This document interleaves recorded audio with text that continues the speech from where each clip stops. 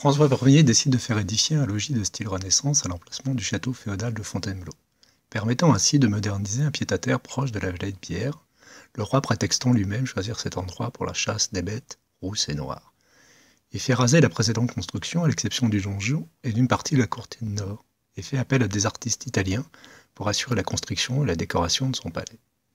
C'est ainsi que sont édifiés un bâtiment dessinant la cour ovale et un autre situé sur la basse cour ouest, tous deux reliés par une galerie.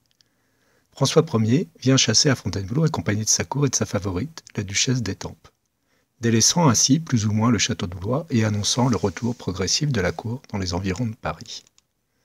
Le roi souhaite faire de Fontainebleau un foyer de l'art de la Renaissance. Il collectionne les objets d'art, commande des œuvres sur la mythologie, fait venir d'Italie des antiques. Il reçoit des tableaux de la part du pape, collectionne des œuvres de maîtres italiens et fait venir des moules de statues romaines afin de couler des bronzes. Pour la décoration du château, il demande à Rosso Fiorentino, qui réalise le pavillon de Pomone, le pavillon des Poêles, la galerie basse et surtout la galerie François Ier.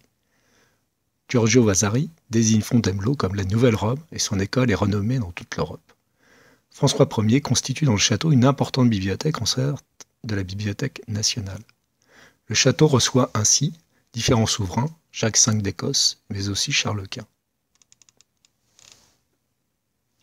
La première école de Fontainebleau voit ainsi le jour. Elle est constituée d'artistes italiens invités en France par François Ier pour décorer le château de Fontainebleau.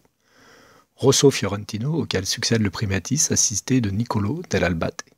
Ces peintres influencèrent de nombreux artistes français tels que Jean Goujon ou Antoine Caron ou bien Noël Jallier.